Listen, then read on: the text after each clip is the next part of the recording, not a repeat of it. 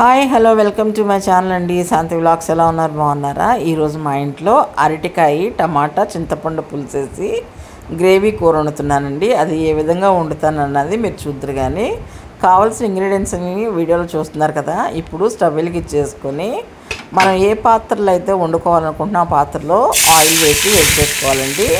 ఇప్పుడు ముందుగా తరిగి పెట్టిన ఒక ఉల్లిపాయ, 3 పచ్చిమిరకాయలు, 2 కరివేపాకు రెమ్మలు ఈ విధంగా వేసుకొని ఫ్రై చేసుకోవాలి.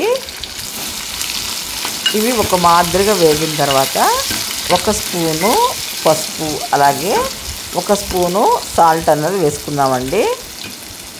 మీరు తీసుకునే క్వాంటిటీని బట్టి సాల్ట్ వేసుకోండి. చింతపండు పులుసు వేస్తున్నాం కాబట్టి ఈ కూరలో కంపల్సరీగా సాల్ట్ అన్నది కొద్దిగా ఎక్స్ట్రా పడుతుందండి. చూసి జాగ్రత్తగా వేసుకోండి, సరేనా?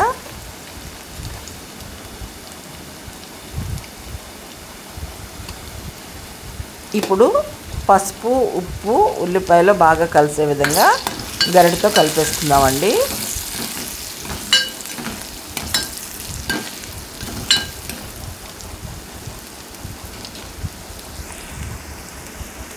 ఇప్పుడు ముందుగా తరిగి పెట్టుకున్న టమాటా ముక్కలు కూడా వేసేసుకుందాము. నేను 3 టమాటాలని ఈ విధంగా చాప్ చేసుకున్నానండి. మరీ సన్నగా ఏం కట్ చేయాల్సిన అవసరం లేదు, ఎందుకంటే టమాటా అనేది చాలా త్వరగా మగ్గిపోతుంది కాబట్టి ఎలా కట్ చేసుకున్నా మగ్గుతుందండి. ఈ విధంగా కలిపి మూత పెట్టేసి 1-2 నిమిషాలు మగ్గనిద్దామండి.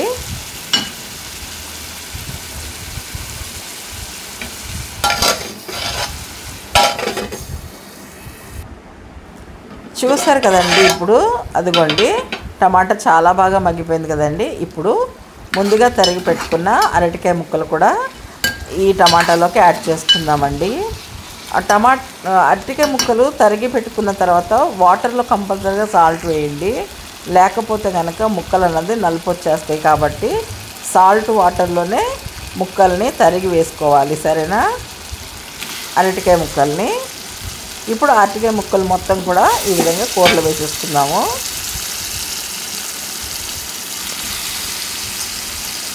ఈ టమాటా గ్రేవీ మొత్తం కూడా ఈ అరటికాయ ముక్కలకి బాగా పట్టే విధంగా కలుపుకోవాలండి.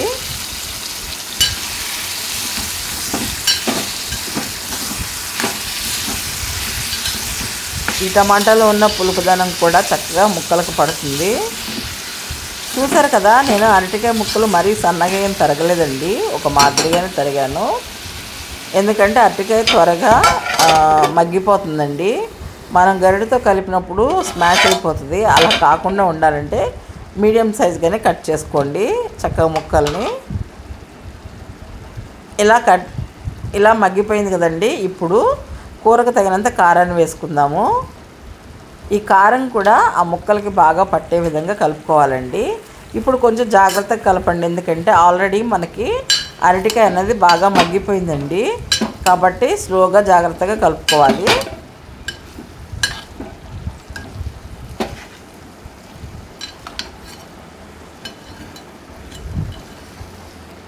కారం కూడా ముక్కలకి బాగా పట్టే విధంగా ఈ విధంగా కలిపేసుకొని 2 నిమిషాలు మూత పెట్టేసి మగ్గనిద్దాము. ఈ లోపల కొంచెం చింతపండు పులుసు అన్నది తీసుకుందామండి. చూసారు కదా, చక్కగా కారం పట్టేసింది కదండి ముక్కలకి. ఇప్పుడు ముందుగా తీసి పెట్టుకున్న చింతపండు పులుసు ఈ విధంగా వేసేసుకోవాలి కూరలో. నేను చిన్న నిమ్మకాయ సైజ్ అంతా చింతపండు రసం తీసి ఈ విధంగా పెట్టానండి. ఈ విధంగా కూర మొత్తం కూడా ఆ పులుసుతో కలిపేసేసుకొని ఒక 5 నిమిషాలు సిమ్లో ఉడకనిద్దామండి.